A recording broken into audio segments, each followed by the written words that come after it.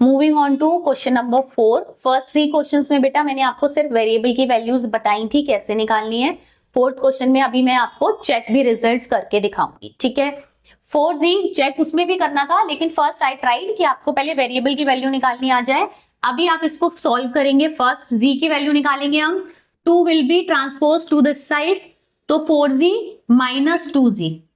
6 as it is here रहेगा, transpose होके 3 आ रहा है, so 3 will become minus 2Z।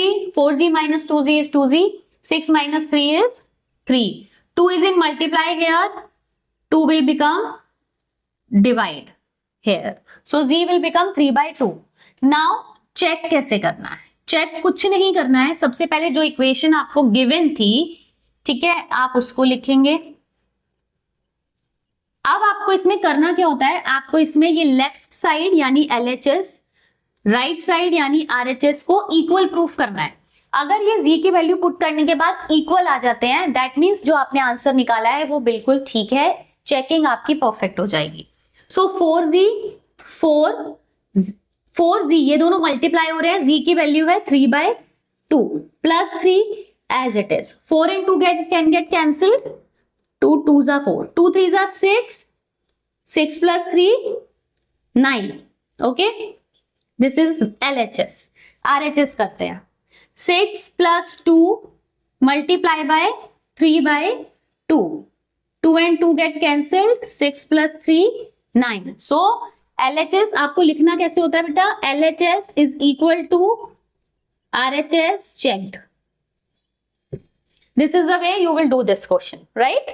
So 6 plus 3 9, 6 plus 3 9, LHS is equal to RHS and checked। Coming on to question number 5। Question number 5 again मैं transpose कर रही हूं। अब नाउ यू कैन सी यहाँ माइनस एक्स है, तो जब ये शिफ्ट ट्रांसपोज होगा तो ये प्लस एक्स हो जाएगा। 14 एज इट इज रहेगा, -1 will become +1। 3x is equal to 14 + 1। Questions मुश्किल बिल्कुल भी नहीं है, बस आपको हर स्टेप पे बहुत ध्यान से क्वेश्चंस करने हैं। 3x is equal to 15, 3 is in multiply here, इधर आके ये डिवाइड में हो जाएगा बेटा, then 3 5s are 15। So x की वैल्यू आ गई 5। अब इसको चेक कैसे करेंगे,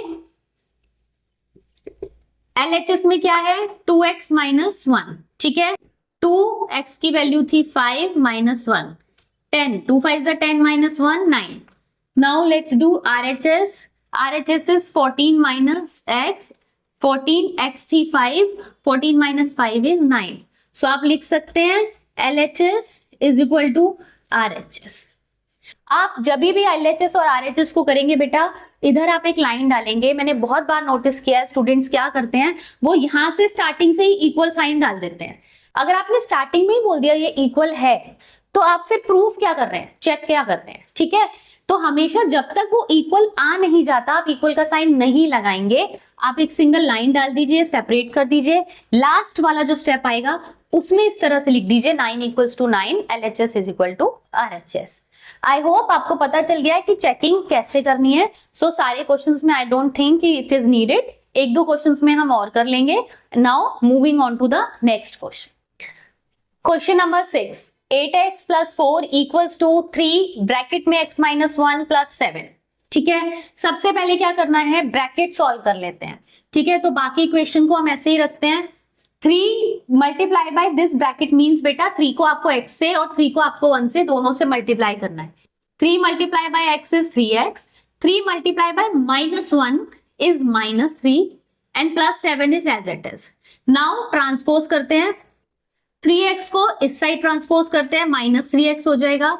-3 एज इट इज है, माइनस साइन नहीं भूलना है, +7 +4 इधर आके -4 हो जाएगा, ठीक है।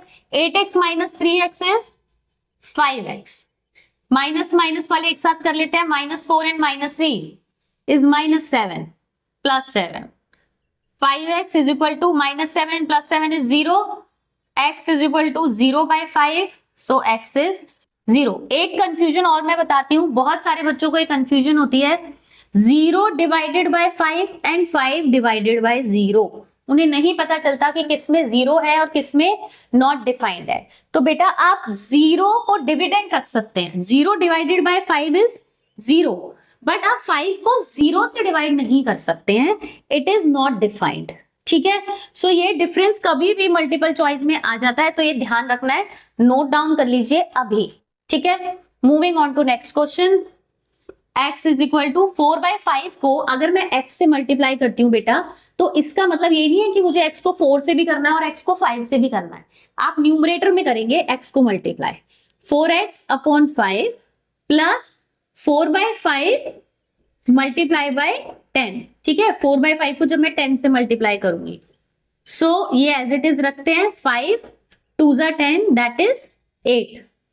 अब x की दो टर्म्स हैं, इधर x है, इधर x है, इधर 8 है, तो ऑब्वियसली x को मैं अदर साइड पे ले जाऊंगी, -4x upon 5 is equal to 8। कभी भी ऐसी टर्म्स जिसमें एक भी टर्म फ्रैक्शन में है और दूसरी टर्म होल भी है, तो भी आप हमेशा उन टर्म्स का एलसीएम ही निकालेंगे। 1 और 5 का एलसीएम 5, 1 को 5 से, 5 को 1 से, एलसीएम तो I hope you are in 8th class, सबको आता है। 5x minus 4x is x upon 5 is equal to 8। 5 यहां पर क्या हो रहा है, जल्दी से बताओ, डिवाइड, यस डिवाइड हो रहा है, तो यहां पर ले जाकर हम उसको क्या करेंगे, multiply. So x will be 8 multiply by 5, x will be 40। Is it clear? So इसका आंसर आ गया 40। Moving on to question number 8, 9, 10।